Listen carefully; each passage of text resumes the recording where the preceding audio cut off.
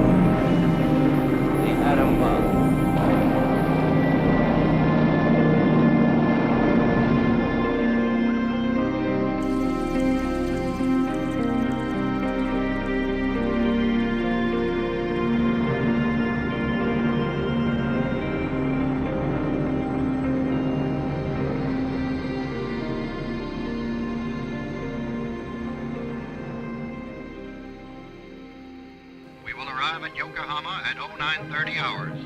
We will arrive at Yokohama at 0930 hours. Debarkation priority will be in accordance with the debarkation schedule.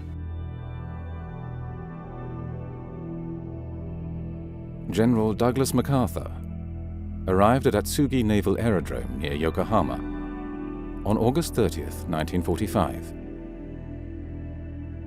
As he emerged from his aircraft, he paused at the top of the steps, stuck one hand in his hip pockets, tightened his jaws around his corncob pipe, and surveyed the conquered lands. This pose was repeated several times from different angles, so that all the press photographers could get a decent shot.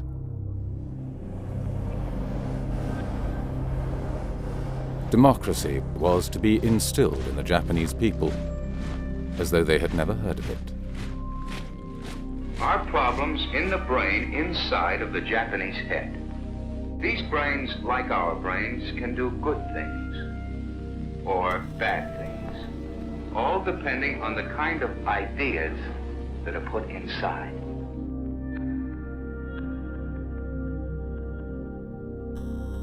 Kabuki plays featuring loyal samurai were banned or heavily censored, as were books and films about the bombings of Hiroshima and Nagasaki.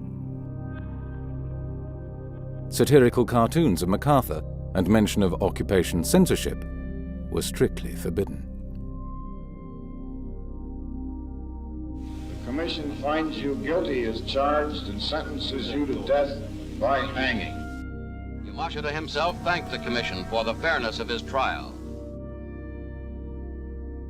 Prime Minister at the time of the war in the Pacific, General Tojo, remarked during his trial, "None of those Japanese would dare act against the Emperor's will."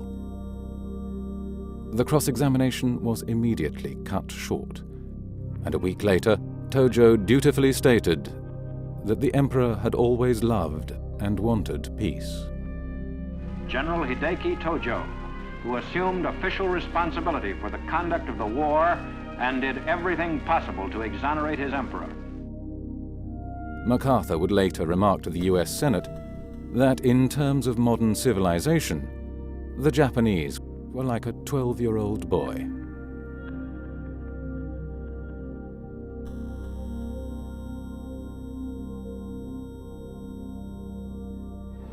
You are interested in the unknown, the mysterious, the unexplainable. That is why you are here.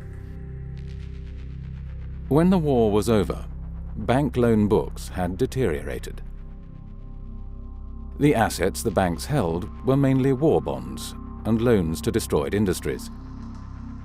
As such, the whole banking sector was virtually bankrupt. This problem was easily solved by the Bank of Japan. All it had to do was buy the banking sector's bad papers with newly created reserves, giving them good money for assets, which were often worthless. The first two post-war central bank governors, were nominated by the US occupation. Eikichi Araki was appointed the first post-war governor of the Bank of Japan. But soon after taking up this post, he was indicted by war crimes prosecutors and had to resign. Then, in 1951, after a general amnesty on suspected war criminals filling public offices, he was made ambassador to the United States. On returning from his post as ambassador in 1954, Araki was again made governor of the central bank.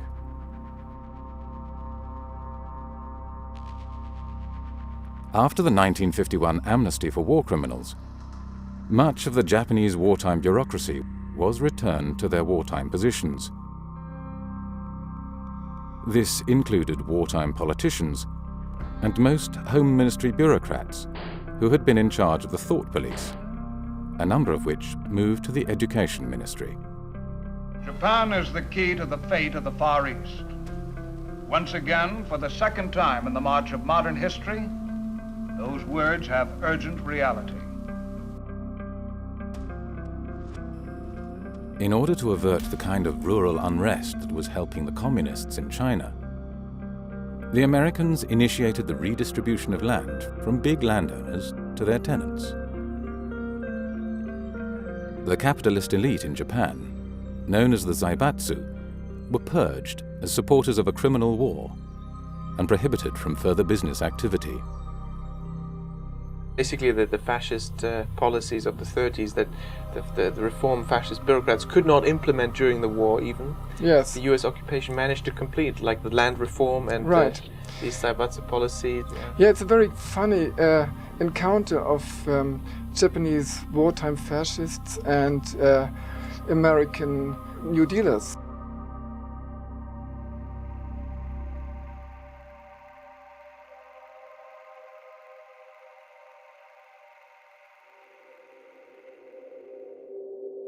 The Diet, home of Japan's Senate and House of Representatives.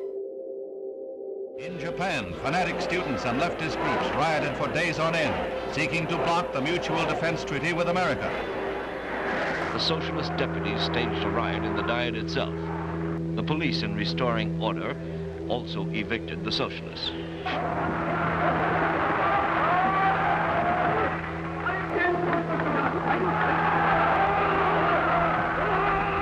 The speaker was carried to the platform and called to order the session that approved the treaty. In 1957, the former Class A war crime suspect, Kishi Nobusuke, became Prime Minister of Japan. He had been General Tojo's Minister of Commerce and Industry during the war, where his responsibilities had ranged from munitions to slave labor. While Hitler's wartime war economy minister was in Berlin's Spandau prison, Albert Speer, his Japanese wartime colleague was prime minister of the country. Yeah. Although Kishi became a defender of democracy after the war, before and during the war, he had described himself as a national socialist. With money from crime syndicates, industrial corporations and CIA slush funds, Kishi built the Liberal Democratic Party into a powerful political machine. In Japan, many of the most important post-war economic and political leaders came from an elite group of wartime bureaucrats, the very same people who had pushed Japan into the war. The Liberal Democratic Party stayed in power for almost 40 years. Welcome home in Japanese to these American soldiers. After a tour of duty in Korea, they are returning to their base in Japan, where once, a short time before, they were stationed as occupation troops. And how do they return? How are they received by the people whose land they occupy? Not as overlords, not as antagonists, not as men who are distrusted and feared and resented, but as friends.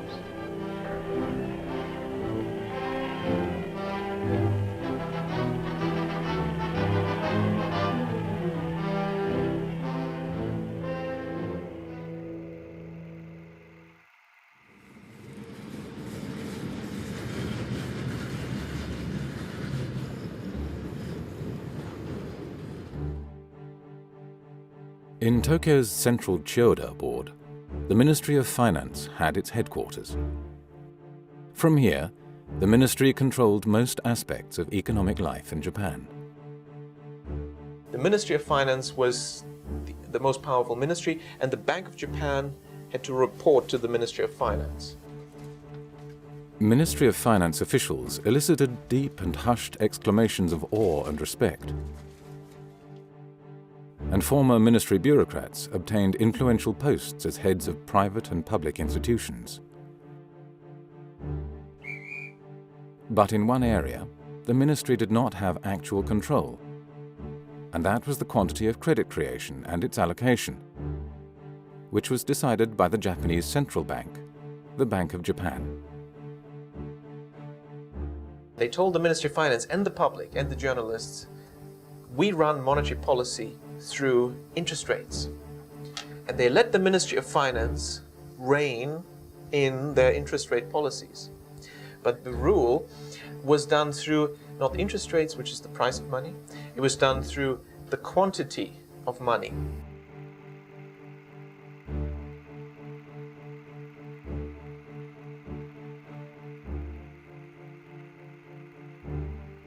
It worked this way. It's called window guidance. The Bank of Japan just told the banks how much they were going to lend, they will have to lend in the coming quarter, and which sector of the economy to lend to.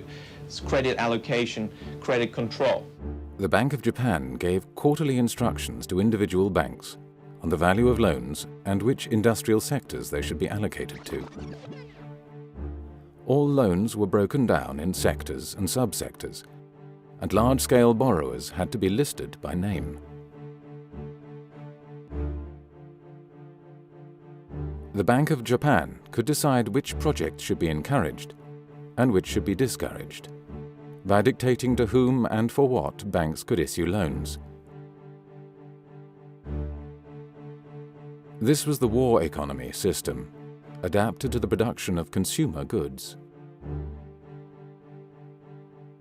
The 95 million people of Japan now enjoy a national income second only to the United States and the more prosperous nations of Western Europe.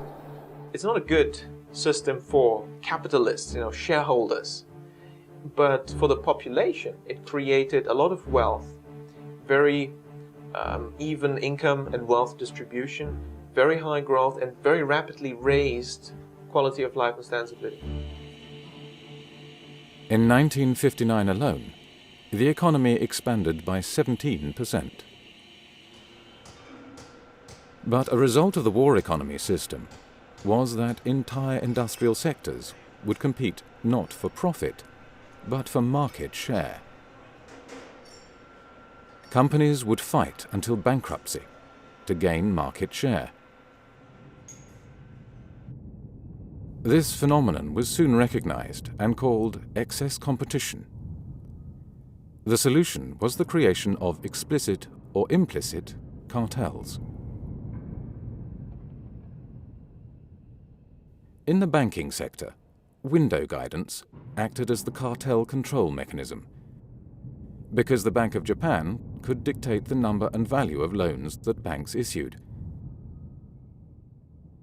As a result, bank rankings never changed during the post-war era, except after mergers.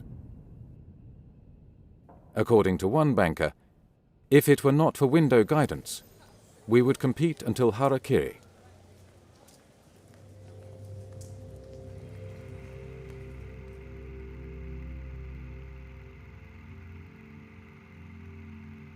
The U.S. current account deficit surges to its highest level in 9 years. The size of the increase took many economists by surprise.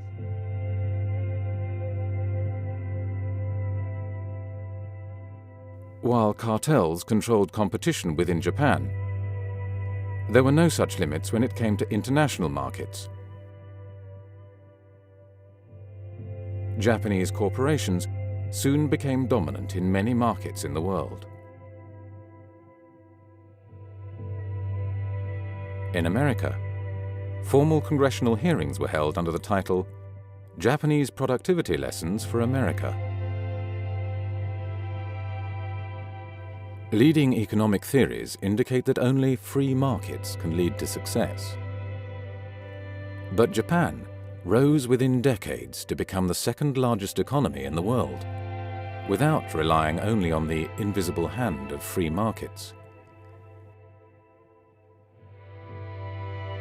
Japan's post-war economy was a fully mobilized war economy, with production shifted from weapons to consumer goods.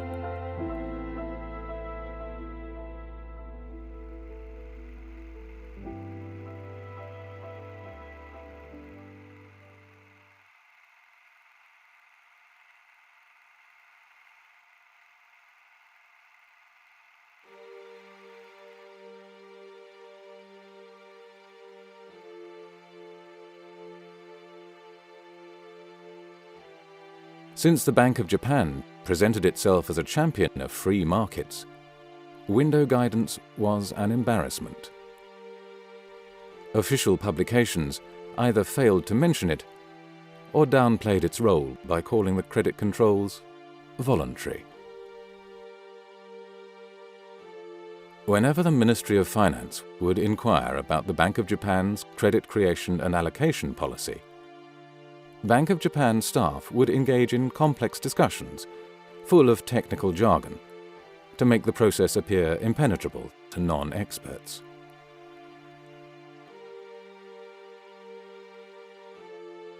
In November 1965, the first batch of Japanese government bonds came onto the market. From now on, when politicians wanted to spend more, they would no longer put pressure on the Bank of Japan, but instead exert it on the Ministry of Finance. So the ministry would ultimately preside over an ever-increasing national debt mountain.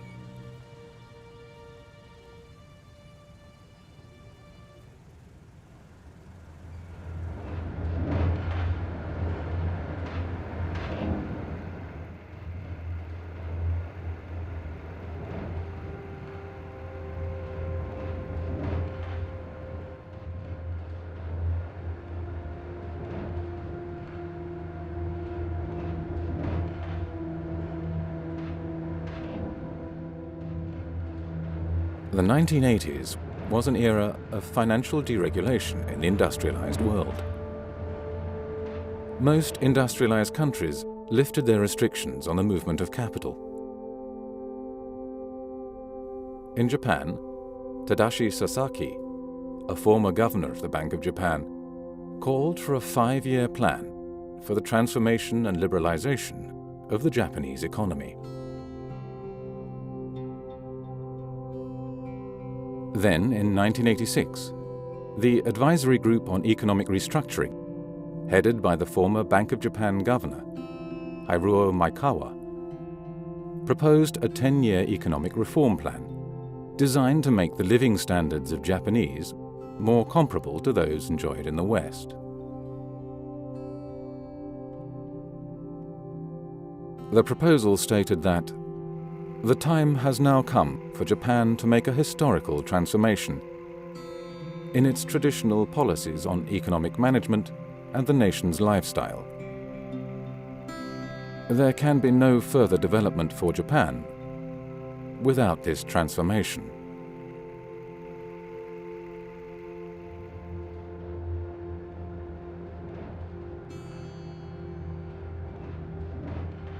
The report read like a wish list by US trade negotiators. It started with calls for administrative reform and the abolition of bureaucratic powers. The goal was the transformation of the entire body politic, the abolition of the war economy system, and the introduction of a US-style free market economy. Those members of the advisory group who uttered dissent were relieved of their duties.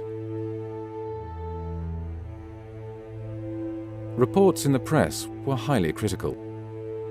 Observers recognized the radical nature of the plan. It seemed far too ambitious. It was calling for a wholesale revolution of all parts of the Japanese economic, political, and social system.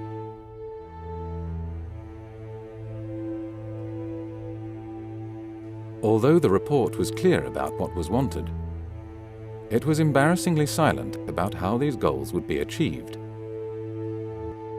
The only clue hidden in the report was, in the implementation of these recommendations, fiscal and monetary policy have a significant part to play. The Bank of Japan has always been on the record arguing that this typical Japanese system that we're so familiar with should be scrapped. It just should be entirely scrapped, and US-style capitalism should be introduced. Now, whether you agree with that or not is an entirely separate question, but the Bank of Japan certainly thinks it should be scrapped. And now the next question is, how do you do that? Well, the Ministry of Finance has been legally in control for most of the post-war era. We've got entrenched bureaucratic structures, politicians, and all these cartels and so on. That was the old system. Well, history teaches the system changes only fundamentally if there's a crisis. The Commission proposed that monetary policy should be used to promote a historic crisis, sufficiently large to overcome the vested interests of the Ministry of Finance, politicians, and corporate Japan. Every system has groups that benefit from it, and hence have no desire to change it. There is probably no country in the world that has changed its economic, social, and political system in a significant way without a crisis. It is the crisis that convinces citizens and interest groups of the need for change. Well, and how can you achieve this? Well, you need a crisis. And the best way to create it is to have a bubble, because that's how nobody stops you.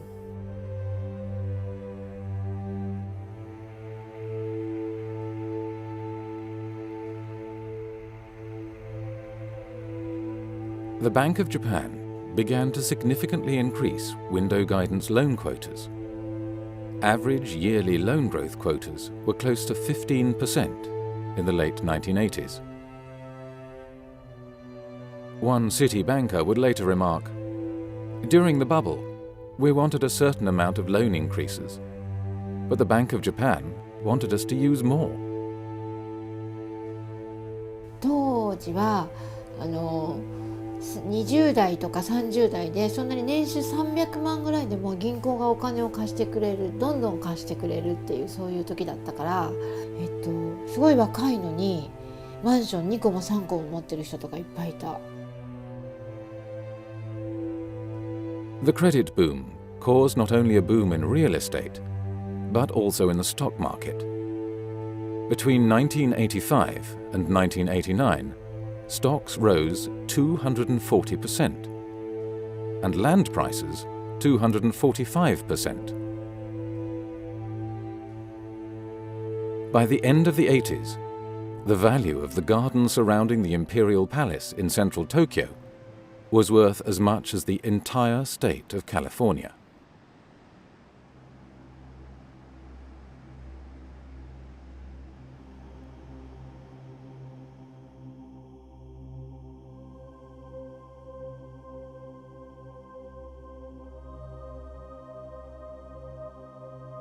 Although Japan is only 1/26 the size of the United States, its land was valued at 4 times that of the United States. The market value of a single one of Tokyo's 23 districts, the central Chiyoda ward, exceeded the value of the whole of Canada. Economists who are trained to believe in market outcomes tried to justify the high land prices. Some thought land scarcity was the reason. Shiny new corporate headquarters rose in Tokyo's posh business districts. The labor market boomed so much that there was a genuine fear of a serious labor shortage. Companies started to invite final-year university students on expensive trips to holiday resorts to entice them to sign up.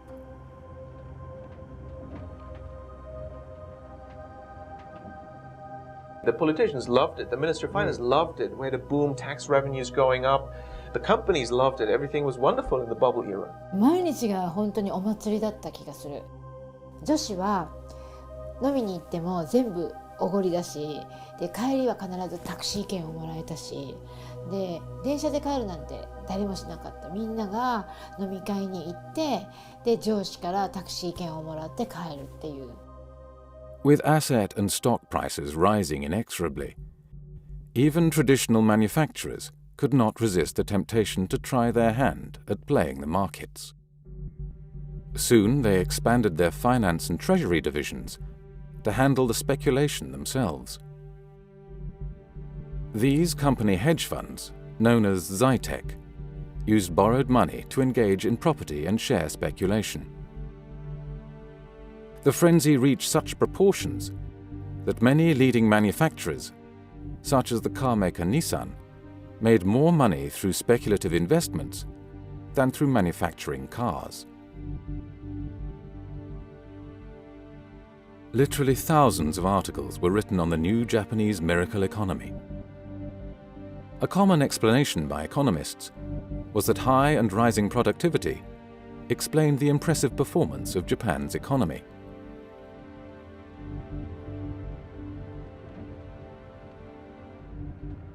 Books on Japanese management techniques became international bestsellers.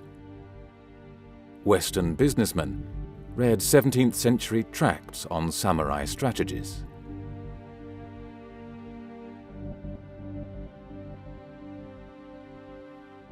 In reality, Japan's stellar performance in the 1980s had little to do with management techniques. Instead of being used to limit and direct credit, window guidance was used to create a giant bubble.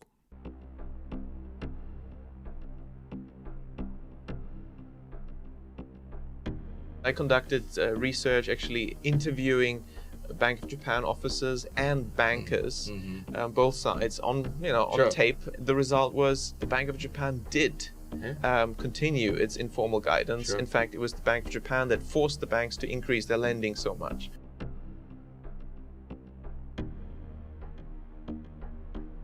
The Bank of Japan knew that the only way for banks to fulfill their loan quotas was for them to expand non-productive lending.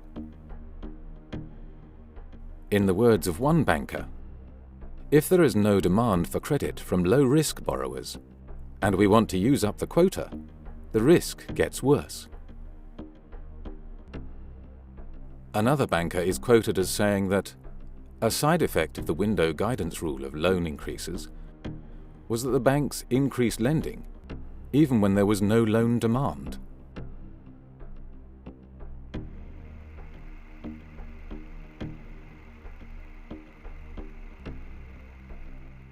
Like all bubbles, the Japanese bubble was simply fueled by the rapid creation of new money by the banking system.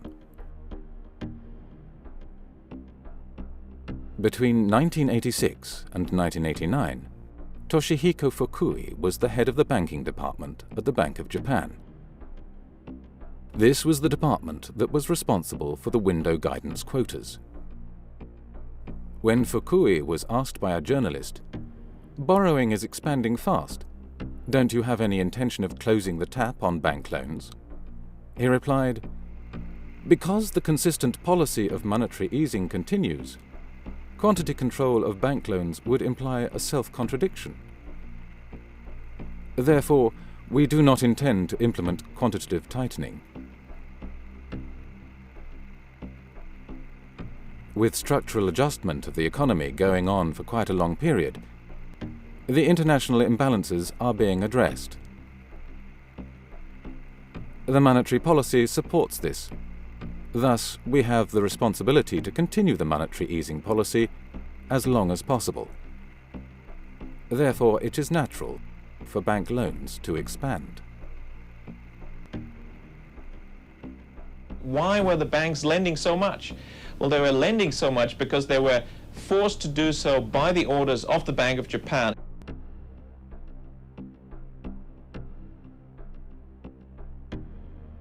Normally, banks choose clients from among a large number of loan applicants. turning down a significant percentage. But from 1987 onwards, the tables had turned. It was the bankers who were aggressively pursuing potential customers. Anecdotes abound about how the banks were soliciting loans at bargain interest rates, pursuing clients like street peddlers. とにかく本当に銀行がすごくお金を借りてくださいっていう感じだったから、例えばその結婚するからマンションを買うで、その自分たちの予算組みをした時にそれのその1000万ぐらい上乗せして大丈夫って、それでも返せるから。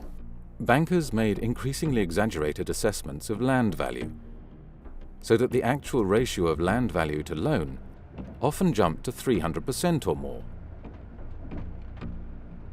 To the public, this was a strange phenomenon. People soon dubbed it excess money. Only economists, analysts, and those working in the financial markets or for real estate firms knew better. They dismissed such simplistic analysis.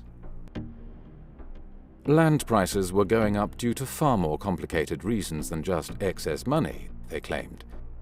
Ordinary people simply did not understand the intricacies of advanced financial technology.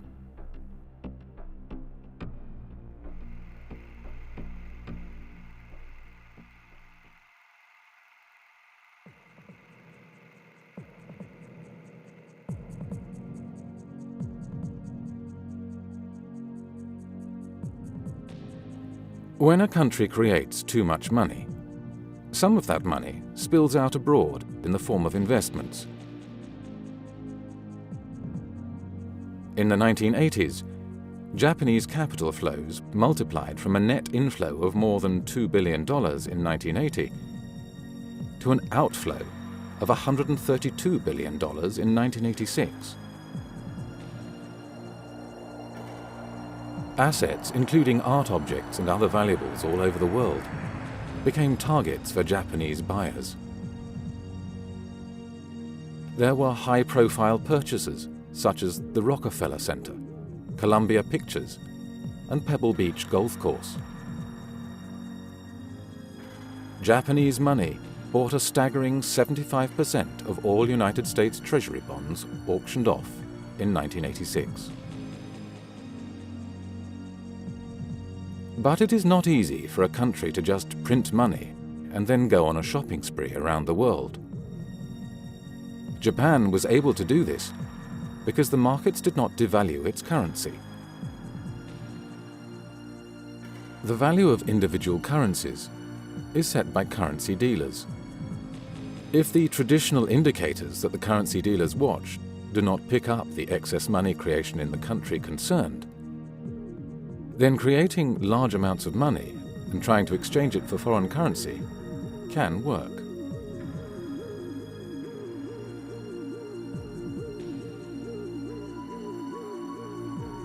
Japan had pulled off the same trick that the United States had used in the 1950s and 1960s, when US banks excessively created dollars. Corporate America used this hot money to buy up European corporations, while the United States had the cover of the dollar gold standard. Japan's cover was a significant trade surplus.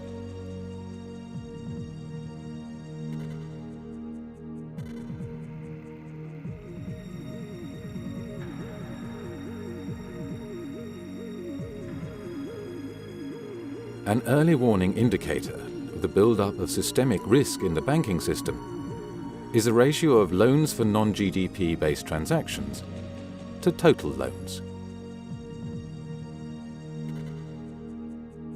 This ratio increases significantly in most countries that are subsequently struck by a banking crisis.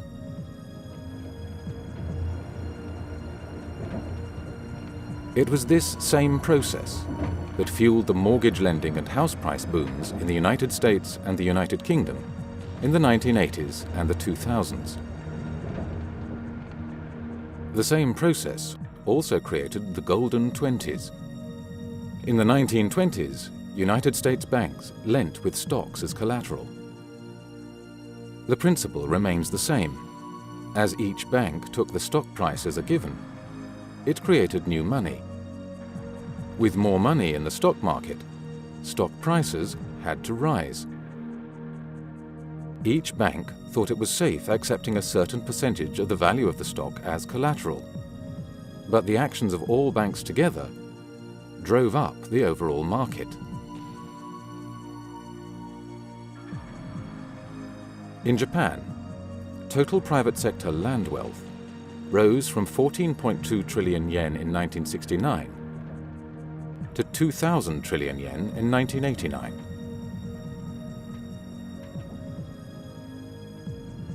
At his first press conference as the 26th governor of the Bank of Japan in 1989, Yasushi Mieno said that since the previous policy of monetary easing had caused the land price rise problems, real estate-related lending would now be restricted. He looked around, looked at the bubble, asset prices rising, the gap between rich and poor is getting bigger. Let's stop it. His name was Mr. Mieno, and he was a hero in the press because he fought against this silly monetary policy. Well, the fact was, he was deputy governor during the bubble era, and he was in charge of creating the bubble.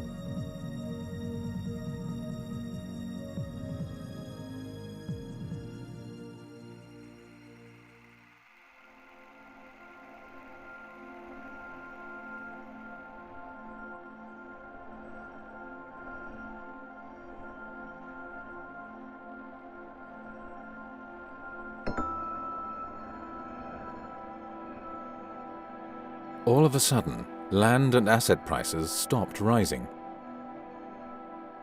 In 1990 alone, the stock market dropped by 32%.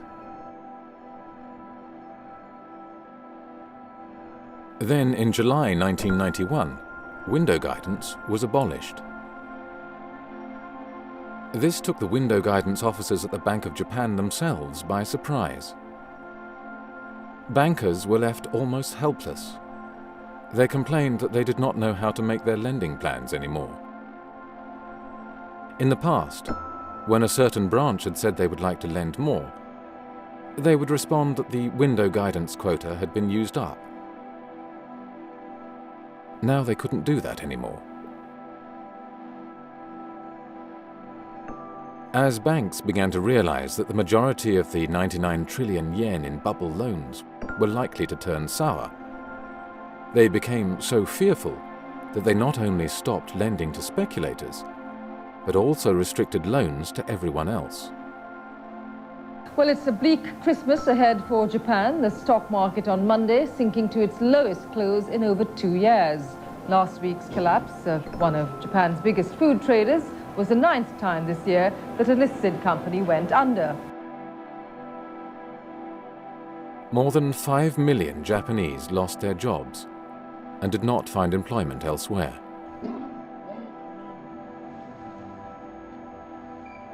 Suicide became the leading cause of death for men between the ages of 20 and 44. 毎日って言っても過言ではないぐらい首吊りしたりとかいなくなっちゃったりとか、そういう記事は、新聞紙面には流れましたね。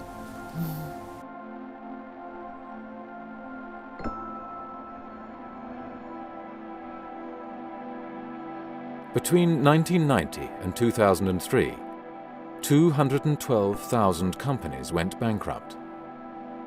In the same period, the stock market dropped by 80%. Land prices in the major cities fell by up to 84%. Some economists seemed relieved. The downturn was evidence that Japan's economic system was not so successful after all.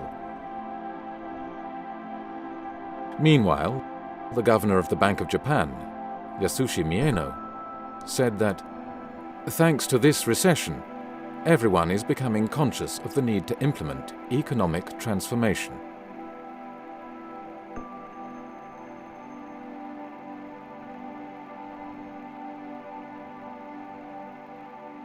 The Ministry of Finance, believing that interest rates were the main policy tool, put pressure on the Bank of Japan to lower interest rates, until the official rate reached 0.1%. Most economists predicted an economic recovery.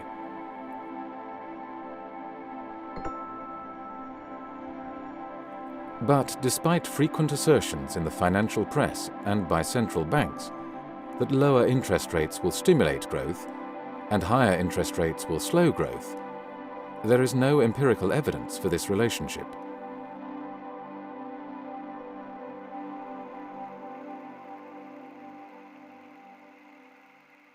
Japanese and American businessmen are meeting here with a plea from Japan's companies for a lower yen. Only 6% of Japanese exporters can make profits with the dollar at less than 100 yen. On average, they need the American currency to rise above 117 yen to break even. The Ministry of Finance asked the Bank of Japan to sell large amounts of yen and buy US dollars, so that the exchange rate of the yen would fall and exports would pick up. We all know the two of them, the Ministry of Finance, MOF in Japan, and the Bank of Japan, they just don't get along well. And what has been happening also, again, this month, is that the Bank of Japan has been sterilizing its own intervention. Well, to be precise, the intervention ordered by the Ministry of Finance. The Ministry of Finance tells the Bank of Japan to go out and buy, well, we had a figure roughly 20 billion worth of US treasuries. But the Bank of Japan is sterilizing this, which means it is basically taking the money from the economy to fund this purchase. Most researchers agree sterilized forex intervention doesn't work. The BOJ is against sterilizing. That's why it doesn't work. That's why the yen has remained strong. A central bank can withdraw money from the economy by selling its assets, just as it can inject money into the economy by buying assets. When central banks buy and sell assets, they increase or decrease the amount of money circulating in the economy. Officials at the Bank of Japan ignored this, and instead claimed that this structural transformation or reform may produce deflationary forces in the short run, but will generate a much more efficient economy after a while.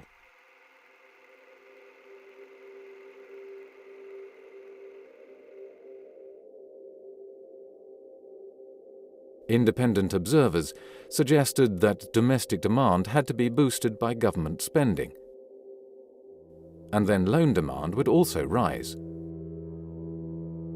For a decade, the government followed their advice, boosting government debt to historic levels. Between 1992 and 2002, 10 stimulation packages worth 146 trillion yen were issued. Mr. Richard Werner is chief economist at Jardine Fleming Securities in Tokyo. He joins us now to share his views on where the Japanese economy is heading. Mr. Werner, good evening to you. Thank you for joining us. The government was spending with the right hand, putting money into the economy, but the fundraising was done through the bond market, and therefore it took the same money out of the economy with the left hand. There was no increase in total purchasing power, and that's why the government spending couldn't have an impact. By 2011, Japan's government debt would reach 230% of GDP, the highest in the world.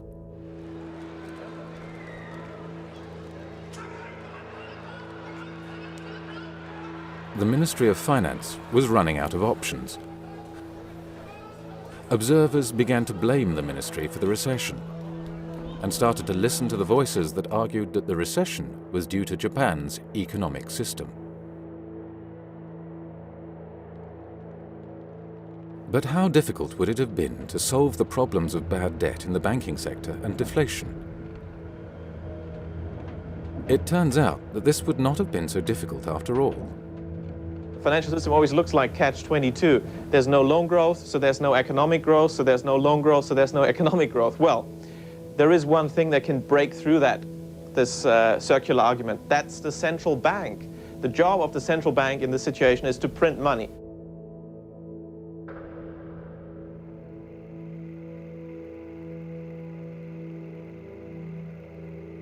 what we need now is more radical measures, and there are some painful ones, but there are also painless ones. The central bank could, for example, just buy all bad debts. At face value, Japan would have the strongest banks in the world. To bail out the banking sector, a central bank can buy up the bank's bad financial assets with newly created money, giving them face value for assets, which are often worth significantly less. This is what the Bank of Japan did after the war.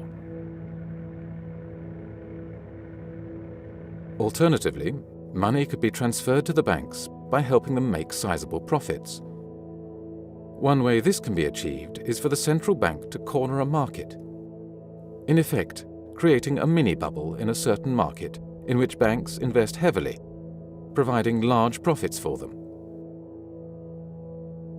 This turns out to be a relatively common technique by central banks to help their banking systems.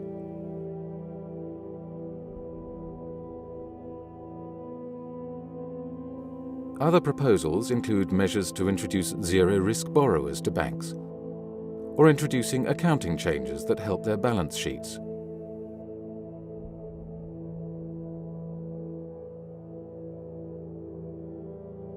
In Japan, the authorities and the Bank of Japan argued, as did the Western powers almost 2 decades later, that the taxpayer should foot the bill. In March last year, as you may remember, the government injected a large amount of money into some 15 major Japanese financial institutions, and we were one of them. Yeah. That helped us write off bad debts and also to beef up our capital base so that we would be prepared to lend. Tax money has been used to recapitalize banks. However, there is no evidence that taxpayers have been responsible for the bank's problems. Therefore, such policies have likely created a moral hazard.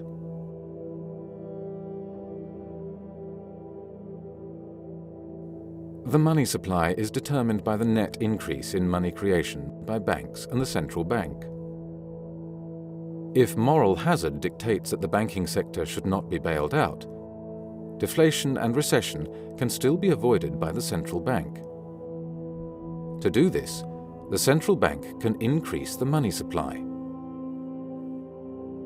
A central bank can increase the amount of money in an economy at any time, without limit, by simply buying assets from the private sector and paying with newly created credit. The Bank of Japan could, for instance, have bought real estate and converted it into public parks. And there is an opportunity here to solve 3 problems in one stroke. The economy needs money creation, the banks need to get rid of their bad debt, and the real estate sector needs some transactions. Well, what you can do is just have the central bank print money, buy the land from the banks, turn it into parks, and actually you solve another problem, quality of life in Japan. Even if the Bank of Japan had later sold these parks at a fraction of the cost, it would still have made money, because it costs a central bank nothing to create the money in the first place. Another option for injecting money into the economy is quantitative easing. Despite having all these options available, the Bank of Japan, at every stage, refused to implement policies that would have resolved the crises. When I was at the Bank of Japan 92-93 as a visiting researcher, I was convinced that this recession was going to get really bad. So any Bank of Japan guy who I could get to talk to me, I would ask, well, why aren't you printing more money? I noticed they were not printing enough money. And I met one guy who was quite open about that, and he said, Richard, yeah, sure, we could have printed more money, we could have created a recovery, but then nothing would have changed. Japan's economic structure would not have changed. Now, at that time, I still wasn't ready to believe that the Bank of Japan was seriously prolonging the recession on purpose in order to get structural changes. That just seemed a bit too wild. Finance Minister Masajiro Shiokawa has turned to the Bank of Japan, asking it to help stop deflation or fight deflation at least. The Bank of Japan consistently defied calls by the government, finance minister and prime minister to create more money to stimulate the economy and end the long recession. At times, the Bank of Japan even actively reduced the amount of money circulating in the economy, which worsened the recession.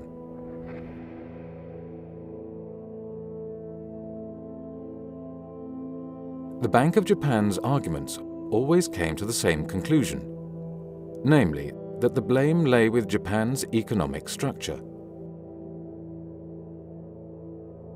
Central bank staff even argued that significant monetary easing could cause harm by inducing a further delay in the progress of structural adjustment.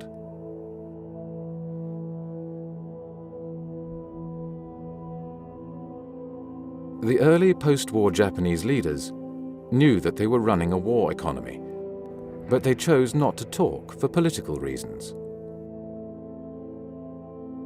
The Cold War propaganda message was that post-war Japan had adopted a US-style political and economic system. Unwilling to tell the truth, the early post-war leaders took their intimate knowledge about the origins of Japan's miracle economy with them to their grave. A generation of bureaucrats and politicians reigned in the 1980s and 1990s who did not understand the true character and purpose of their own country's economy. A whole generation of Japan's economists had been sent to the United States to receive PhDs and MBAs in US-style economics. Since neoclassical economics assumes that there is only one type of economic system, namely unmitigated free markets, where shareholders and central bankers rule supreme, many Japanese economists quickly came to regurgitate the arguments of US economists.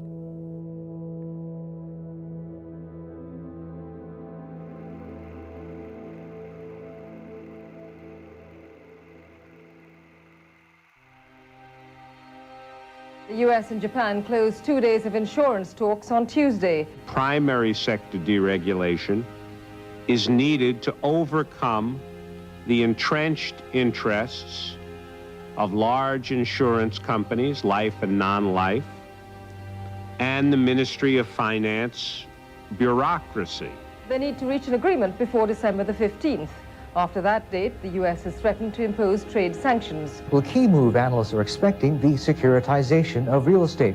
Well, will the package be enough? Well, for more, we are talking to Richard Werner. To have meaningful securitization, we need deregulation, and that's already the answer to your question. To get deregulation, you have to reduce the power of the Ministry of Finance, and obviously the ministry was resisting that.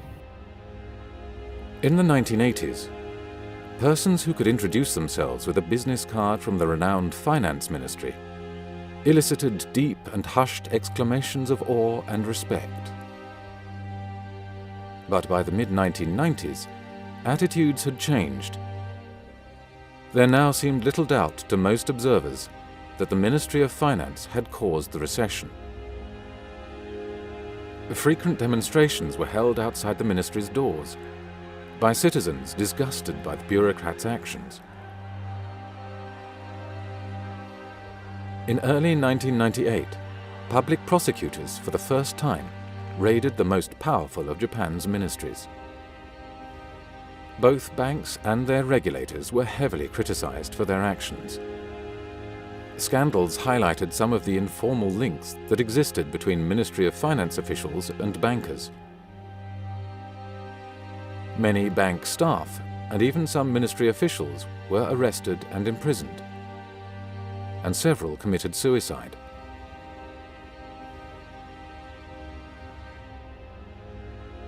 As central banker Masaki Shirakawa had explained, it is not easy to change the institutional framework and promote structural reform, since it necessarily involves the vested interests of all the related individual economic agents. While Yutaka Yamaguchi, a deputy governor of the Bank of Japan, had said that The Bank of Japan had faced the big dilemma that monetary easing would produce the mitigation of immediate risks, which in turn would result in a delaying of adopting ultimate solutions.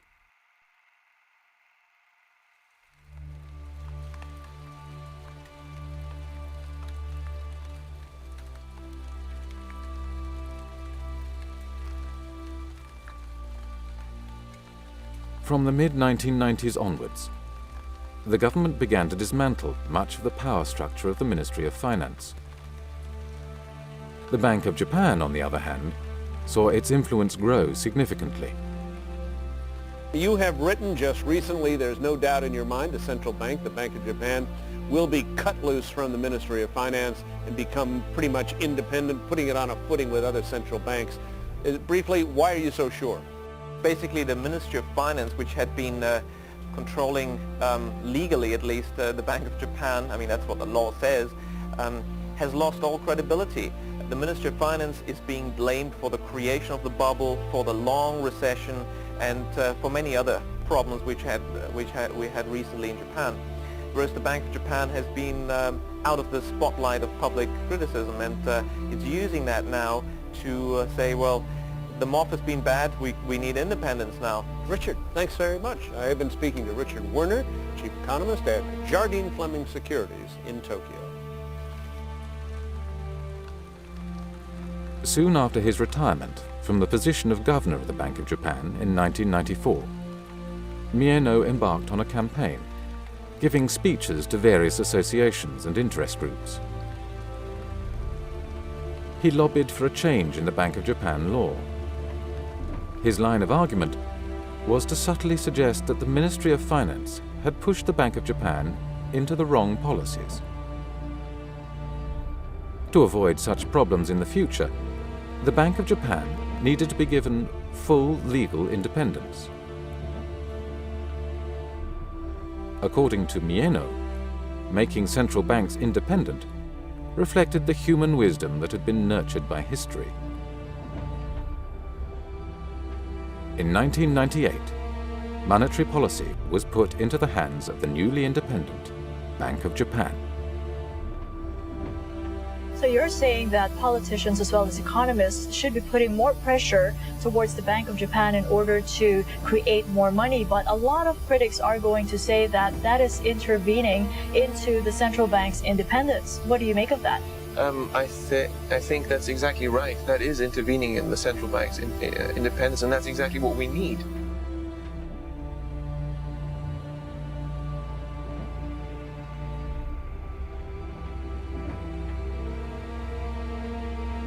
The numerous scandals that followed the bursting of the bubble also brought down the 1955 system of one-party rule by the Liberal Democratic Party. In the old system, politicians did not compete by proposing different policies. Policy was made by the bureaucrats, and politicians merely focused on appeasing local constituencies with public works projects. In October 1997, for the first time in post-war history, all policy initiatives to stimulate the economy originated from politicians, not bureaucrats. Then, in early 2001, a new type of politician was swept to power. Japanese government bonds staged their biggest rally this month as Junichiro Koizumi emerged as the hot favorite to become the country's next prime minister. Junichiro Koizumi became prime minister. In terms of his popularity and his policies, he is often compared to Margaret Thatcher and Ronald Reagan. His message was simple: no recovery without structural reform.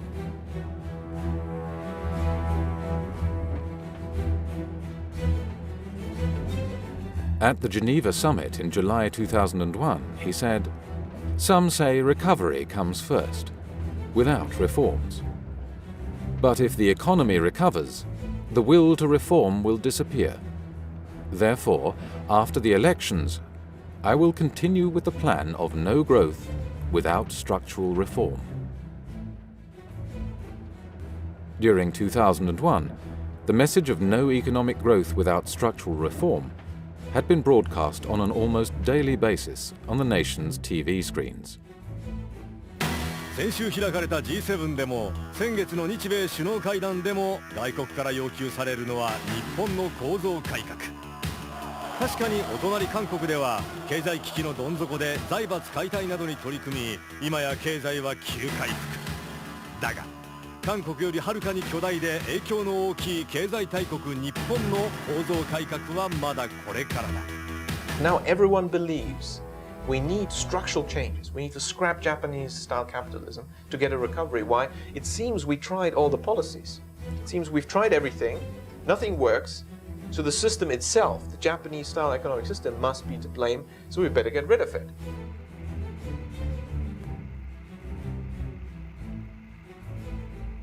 Japan was shifting its economic system to a US-style market economy.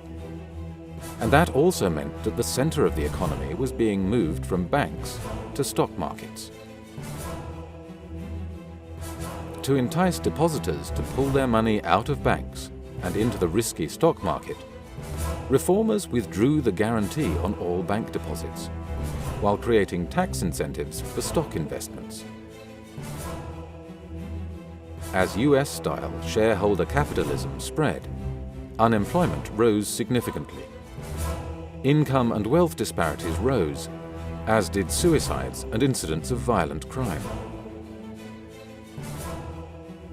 Then, in 2002, the Bank of Japan strengthened its efforts to worsen bank balance sheets and force banks to foreclose on their borrowers. Until then, Hakuo Yanagasawa, Minister for Financial Services, had resisted the Bank of Japan-inspired proposal to inject tax money into banks, effectively nationalizing them, taking over their management, and using this power to call in loans from companies, thus triggering many bankruptcies of large firms. Mr. Yanagasawa was duly sacked by the Prime Minister and replaced with Heizo Takenaka. Takenaka was a supporter of the Bank of Japan's plan to increase foreclosures of borrowers. Minister Takenaka was trying to implement a policy to actually dramatically weaken the balance sheets of the banks in order to give him a free hand and allow him to nationalize them. Takenaka appointed a task force to oversee the banking policies, which included 2 former Bank of Japan staff. One of them, Takeshi Kimura, immediately demanded that accounting changes be implemented which would worsen bank balance sheets and render nationalization unavoidable. Takuro Morinaga, a well-known economist in Tokyo, argued forcefully that the Bank of Japan-inspired proposal by Takenaka would not have many indigenous beneficiaries, but instead would mainly benefit US vulture funds specializing in the purchase of distressed assets. These vulture funds had faced the difficulty that despite over 200,000 bankruptcies, few firms sufficiently large for the vulture funds to be interested were bankrupted.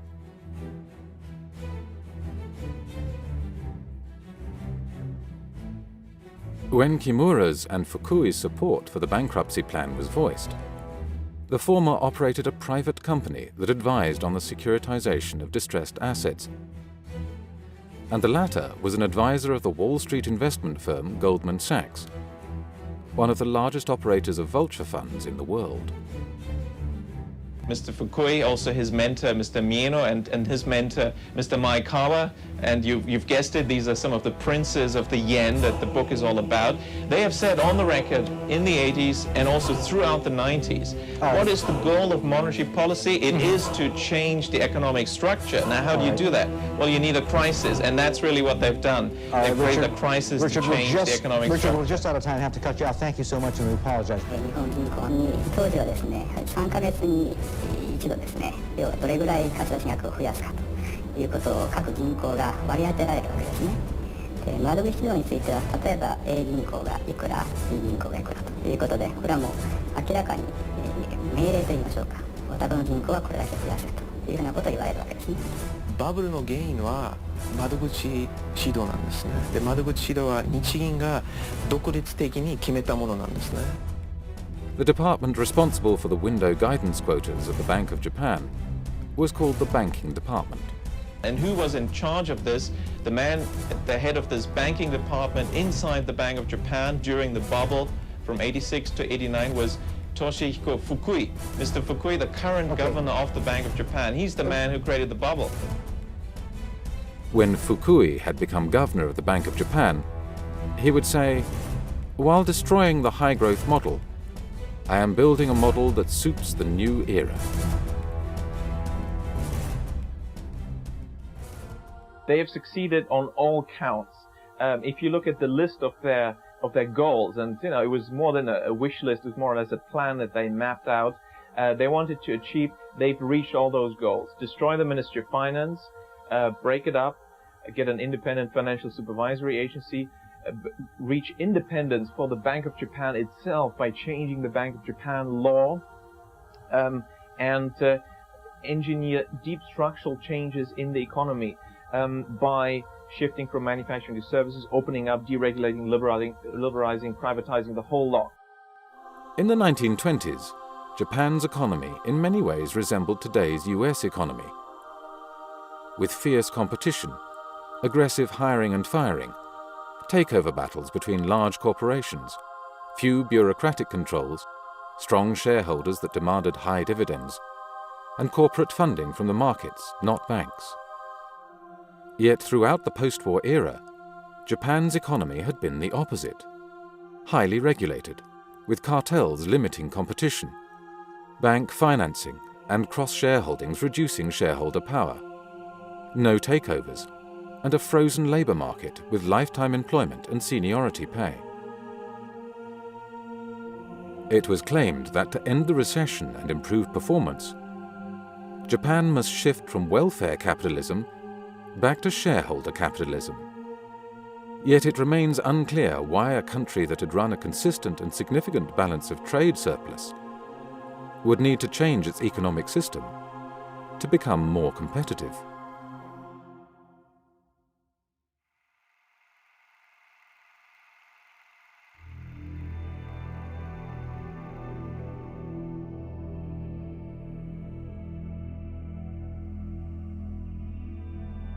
Japan was not the only high-performance economy in Asia that in the 1990s found itself in the deepest recession since the Great Depression.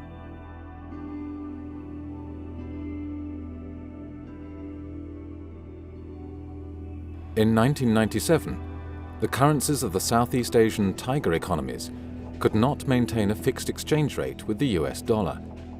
They collapsed by between 60 and 80% within a year. The causes for this crash went as far back as 1993. In that year, the Asian tiger economies, South Korea, Thailand and Indonesia, implemented a policy of aggressive deregulation of the capital account and the establishment of international banking facilities, which enabled the corporate and banking sectors to borrow liberally from abroad. The first time in the post-war era that borrowers could do so.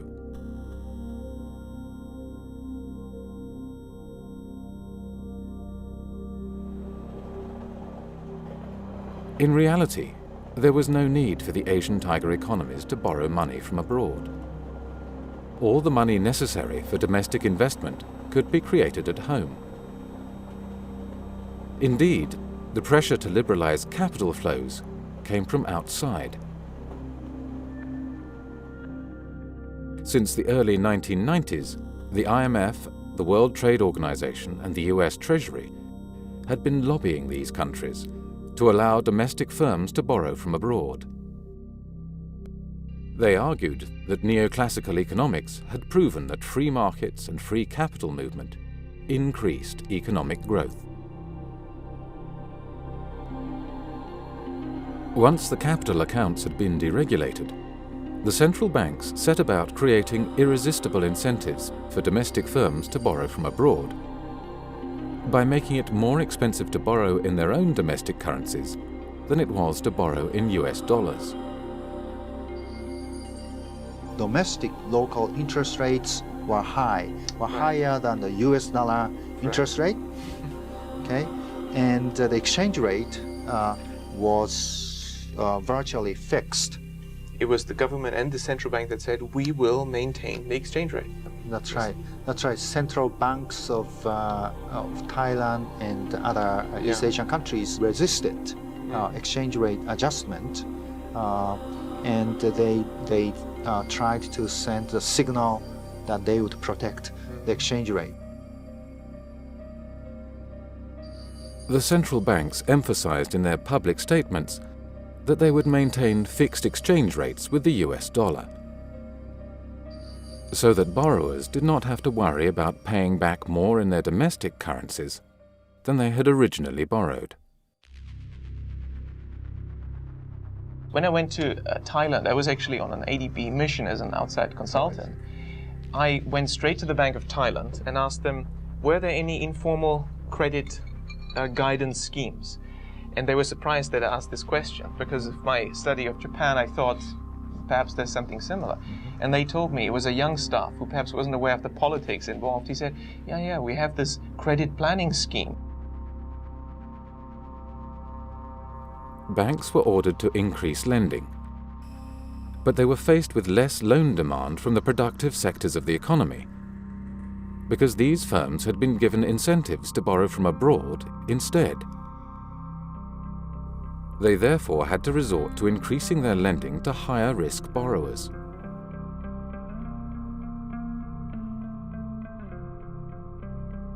Imports began to shrink because the central banks had agreed to peg their currencies to the US dollar.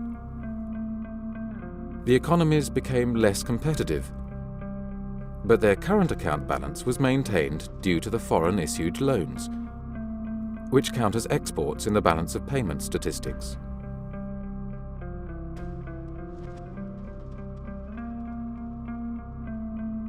When speculators began to sell the Thai baht, the Korean won, and the Indonesian rupee, the respective central banks responded with futile attempts to maintain the peg until they had squandered virtually all of their foreign exchange reserves. This gave foreign lenders ample opportunity to withdraw their money at the overvalued exchange rates. The central banks knew that if the countries ran out of foreign exchange reserves, they would have to call in the IMF to avoid default.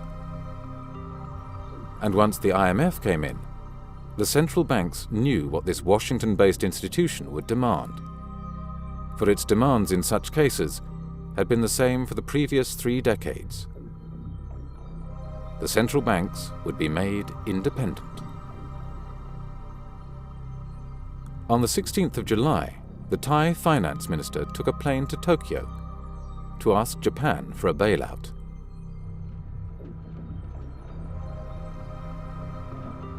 At the time, Japan had $213 billion in foreign exchange reserves, more than the total resources of the IMF.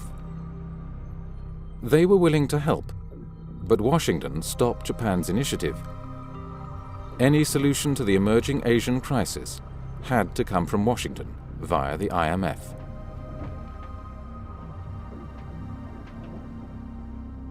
After 2 months of speculative attacks, the Thai government floated the baht.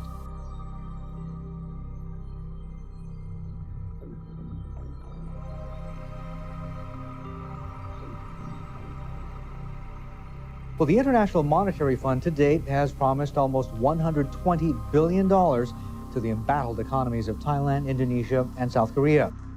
Immediately after arrival in the crisis-stricken countries, the IMF teams set up offices inside the central banks, from where they dictated what amounted to terms of surrender. The IMF demanded a string of policies, including curbs on central bank and bank credit creation, major legal changes, and sharp rises in interest rates. As interest rates rose, high-risk borrowers began to default on their loans.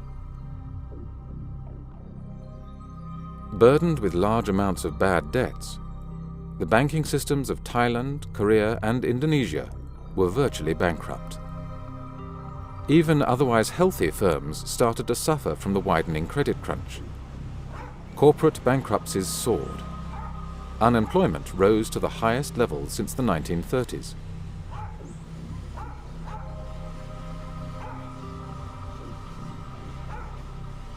The role of the fund in coming to the rescue of ailing nations has been fiercely debated. Some have even accused the IMF of actually making Asia's economic crisis worse. Even if they have to subvert our economy, they will do so just to prove that they are right. The IMF has not been very helpful. The IMF knew well what the consequences of its policies would be.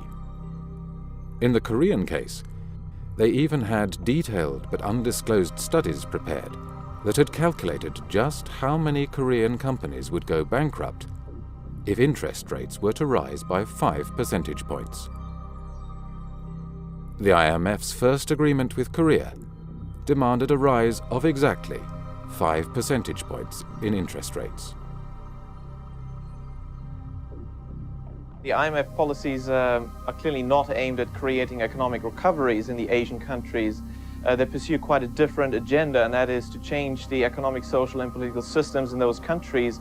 In fact, the IMF deals prevent the countries concerned, like Korea, Thailand, to reflate. Interesting. You're saying it's making the crisis worse, and you're suggesting that the IMF has a hidden agenda. Well, I mean, it's not very hidden, this agenda, because the IMF quite clearly demands that the Asian countries concerned have to change the laws so that foreign interests can buy anything from banks to land.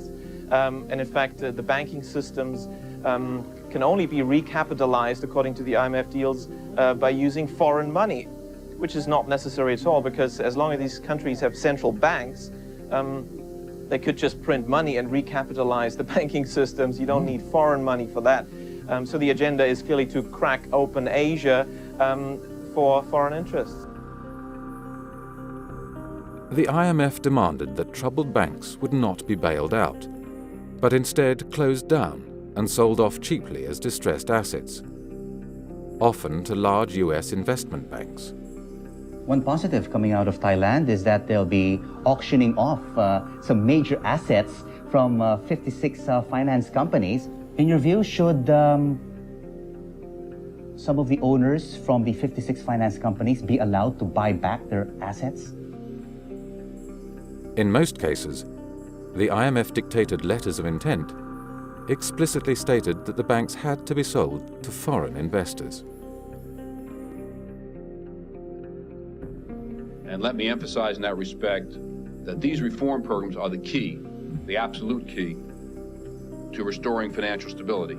For the first time ever, South Korea closed 5 banks in a major step toward meeting its IMF mandate. The number of commercial banks has declined, has been reduced as a result of closure, mergers, and acquisitions, and the foreign strategic investors are now in, which is a remarkable change.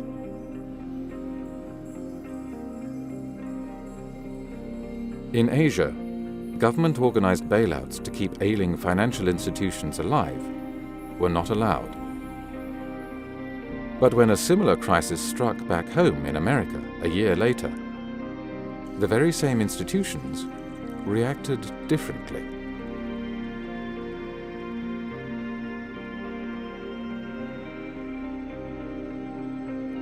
The Connecticut-based hedge fund, Long-Term Capital Management, which accepted as clients only high-net-worth individual investors and institutions, had leveraged its $5 billion in client capital by more than 25 times, borrowing more than $100 billion from the world's banks.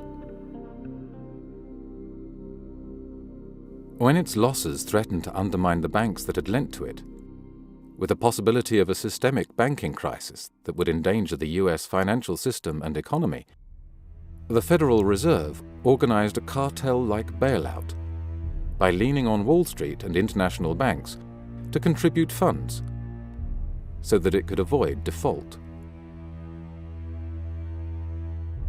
Yeah, I mean, you're right. The views from Washington and New York seemed certainly quite flexible, because soon after they told all the Asian countries no bailouts for financial institutions, when then long-term capital management, a hedge fund in New York, almost went bust, suddenly a bailout was organized, just contradicting what they'd said to the Asian countries. But they say that there are no public money used for LTCM. But the meeting was held famously inside the Federal Reserve, right? Why would the United States make demands on foreign nations in the name of the free market when it has no intention of enforcing the same rules within its own borders? The examples of the Japanese and Asian crises illustrate how crises can be engineered to facilitate the redistribution of economic ownership and to implement legal, structural, and political change. Today, similar events are at work in the Eurozone area.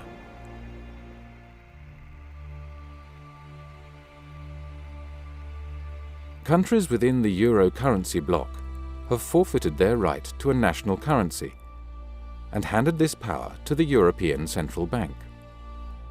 With me here in the studio is Richard Werner. He's the professor at Southampton University. Richard was an advisor to the Bank of Japan and the Ministry of Finance at the end of the bubble era in the 1990s. What's your advice to the ECB? They meet tomorrow. What would you be telling them? Well, again, I mean, they have to focus on the quantity of credit creation more than interest rates. The ECB has a lot to learn from its past mistakes, because basically I think it didn't really watch carefully enough credit creation, where in Spain, Ireland, we had a massive credit expansion under the watch of the ECB. They didn't look at that. Interest rates, of course, are the same in the Eurozone, but the quantity of credit cycle is very different. There's one interest rate for the whole euro area, but in 2002 the ECB told the Bundesbank to reduce its credit creation by the biggest amount in its history, and told the Irish Central Bank to print as much money as if there's no tomorrow. What do you expect is going to happen? Same interest rate. Is the same growth? No. Recession in Germany, boom in Ireland. Which one tells you that? Which variable? Credit creation. From 2004, under the ECB's watch, bank credit growth in Ireland, Greece, Portugal and Spain increased by over 20% per annum, and property prices skyrocketed. When bank credit fell, property prices collapsed, developers went bankrupt, and the banking systems of Ireland, Portugal, Spain and Greece became insolvent. The ECB could have prevented these bubbles, just as it could have ended the ensuing banking and economic crises, but it refused to do so until major political concessions had been made, such as the transfer of fiscal and budgeting powers from each sovereign state to the European Union. In both Spain and Greece, youth unemployment has been pushed up to 50%, forcing many youths to seek employment abroad. Greek doctors, for whose education Greek taxpayers have paid, now work in Germany. The deliberations of the ECB's decision-making bodies are secret. The mere attempt at influencing the ECB, for instance through democratic debate and discussion, is forbidden according to the Maastricht Treaty. The ECB is an international organization that is above and outside the laws and jurisdictions of any individual nation. Its senior staff carry diplomatic passports, and the files and documents inside the European Central Bank cannot be searched or impounded by any police force or public prosecutor. The ECB is well known among economists as one of the world's most powerful and least transparent central banks. Yet its former president, Jean-Claude Trichet, dealt with this problem by merely asserting that there was no problem. The ECB is one of the most transparent central banks in the world and has helped define the state-of-the-art of central banking in this domain, he claimed. The gentleman over there. Yes, please. My name is Richard Werner. I'm an economist. My question is for Monsieur Trichet, who's also been for years member of the Governing Council of the ECB. The question is, where in the Maastricht Treaty or ECB statutes does it say that it's the job of the ECB to back structural reform or any other political agenda? I said very, very clearly, and we have all said very, very clearly, that we had no responsibility in this domain. We have a voice, and we say in this domain and in some others what we think. And perhaps if we can help in explaining from our side to the general people that they would be better off, perhaps it would help Europe embarking in this implementation of structural reforms, which is so important, and there is a consensus on that. The diagnosis, again, is a very, very, very large consensus on this point.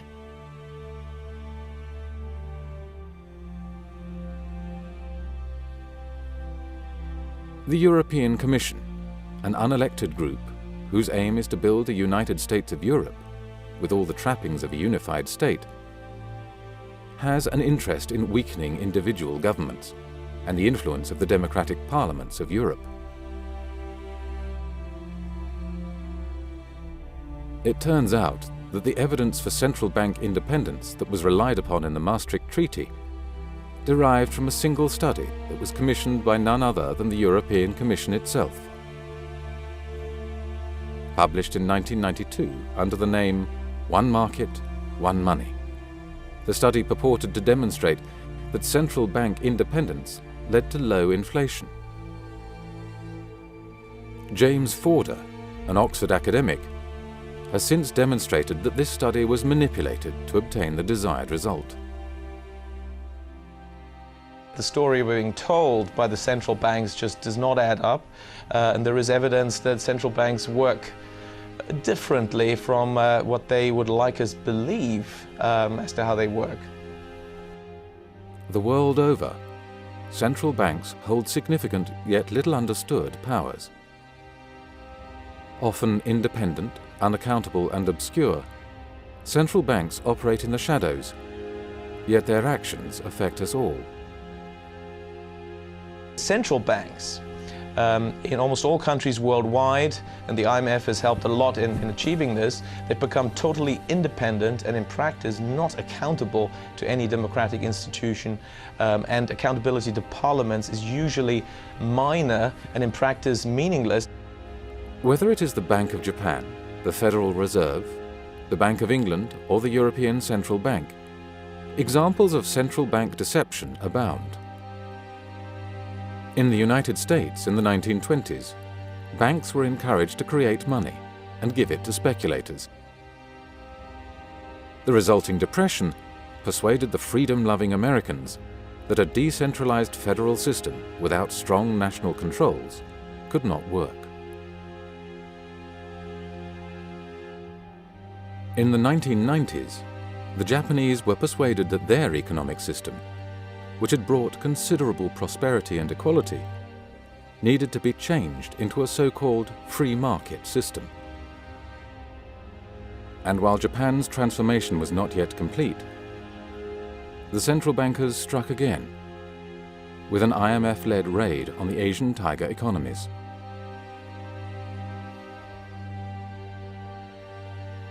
The present European debt crisis is yet another example of central bank deception.